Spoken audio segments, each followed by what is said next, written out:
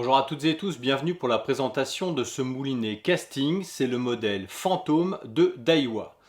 C'est une nouveauté 2023, c'est un moulinet donc casting qui est assez léger, il pèse 205 grammes, le bâti est en aluminium et vous voyez le bâti est assez petit, assez compact, avec un profil bas, ce qui permet de l'avoir très bien en main.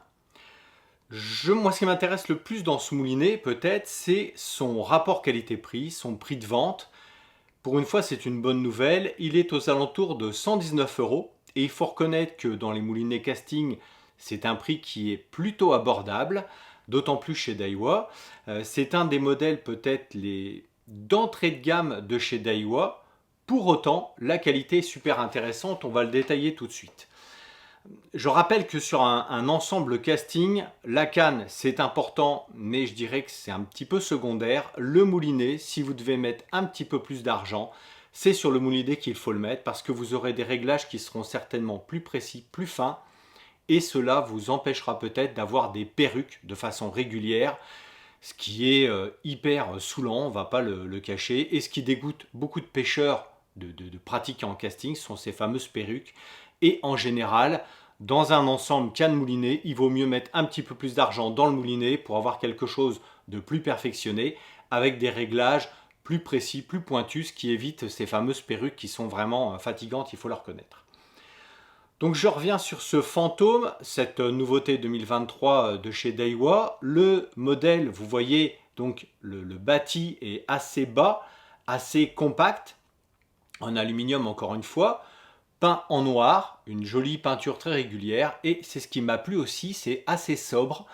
Vous n'avez que quelques touches dorées sur le frein de friction, le bouton du frein de friction, sur l'embase là, de la manivelle et sur la bobine qui est à l'intérieur. Donc c'est cette sobriété qui m'a bien plu parce que ça veut dire aussi que vous allez pouvoir le marier avec plein de cannes différentes. Il faut reconnaître que notamment dans la gamme ProRex où on a très souvent des touches violettes, ça peut contraster un peu avec la canne et de temps en temps pas trop matcher au niveau des couleurs. Là c'est plutôt élégant, plutôt discret, donc bravo pour ce point là. On a une manivelle bien entendu avec deux poignées qui est située sur le côté gauche du moulinet. C'est fait pour les droitiers, il n'y a pas de modèle fantôme avec la manivelle à droite, donc les gauchers, malheureusement, vous ne pourrez pas acquérir ce moulinet. On a une très très grande douceur de rotation qui est due au fait que vous allez retrouver 9 roulements à billes dans ce moulinet, donc pour le prix, encore une fois, c'est assez étonnant. Je pense que Daiwa a vraiment mis le paquet pour avoir un modèle assez agressif pour aller chercher certains concurrents. Parce qu'encore une fois, vu le niveau entre guillemets de technicité de ce moulinet, ça ne serait pas incohérent qu'il soit près du double au niveau du prix. On va retrouver le petit bouton, la petite molette de réglage du frein de friction côté gauche et un réglage côté droit avec la petite molette qui est ici.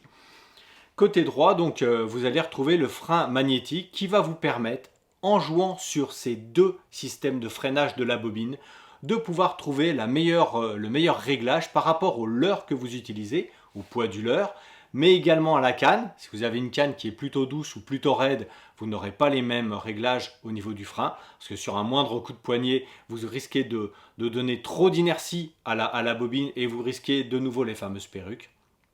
Donc en jouant sur ces deux systèmes de friction de la bobine, vous allez pouvoir trouver le réglage parfait, s'il y a du vent, pas de vent, etc.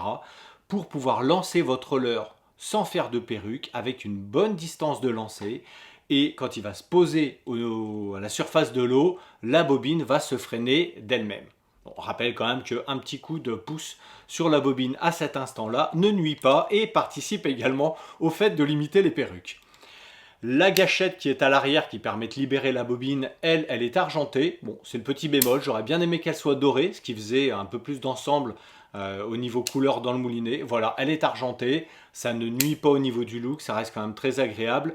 Et vous le voyez, elle s'enclenche hyper facilement au moindre tour de manivelle.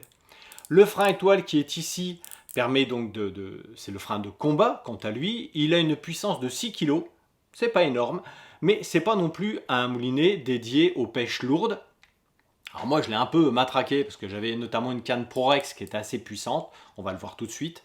Et donc j'ai utilisé des gros leurres. C'est pas le meilleur moulinet pour cette pêche là. Vous avez notamment dans les gammes Lexa et dans les gammes Tatula des modèles qui sont encore très abordables pour ces pêches avec des gros leurres, aussi bien souples que durs. Ça c'est un modèle, le Fantôme, qui est un modèle qui sera plutôt polyvalent pour pêcher du brochet bien sûr, mais avec des leurres un peu plus petits. Et puis on pense bien sûr black bass, cendre et perche. Là, c'est un modèle qui est super léger, 205 grammes, et très très fluide, donc qui vous permettre de pouvoir lancer et prospecter très rapidement avec tout un tas de leurres différents. Vous avez deux versions sur ce Fantôme 100. Vous avez deux versions au niveau du ratio, 6.4 et 7.3. Donc en fonction de votre technique de pêche, si vous utilisez plutôt des spinners et des crankbaits, utilisez peut-être plutôt le 6.4. Et si au contraire vous voulez un petit peu plus de rapidité dans le fait d'enrouler la ligne, vous pouvez partir sur le 7.3 pour des pêches par exemple avec des jerkbaits minnows où il faut ramener assez rapidement en animant. Ou alors également si vous pêchez avec des leurres souples, par exemple en traction où il faut récupérer le corps de ligne assez rapidement, et bien à ce moment-là vous pouvez partir sur ce ratio de 7.3.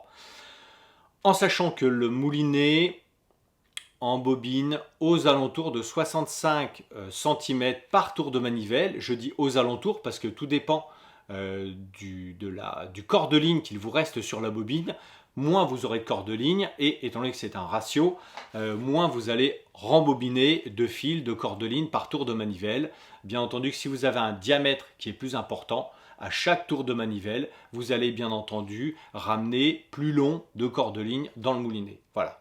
C'est un modèle qui est vraiment très agréable, encore une fois, très léger, très doux, super polyvalent. Je vous propose de me retrouver à la pêche tout de suite avec.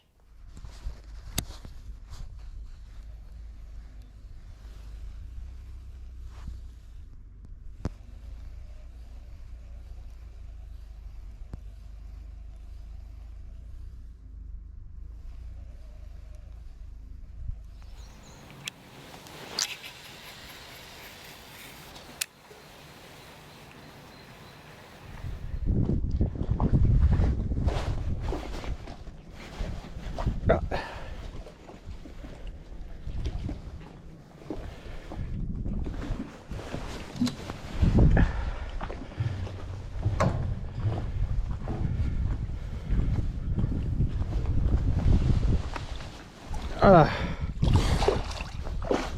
Ouais, t'as raison. Allez, troisième. Pris avec cette canne Prorex. Bon, pas de problème. Là, il l'a coffré, ça l'a tétanisé du coup.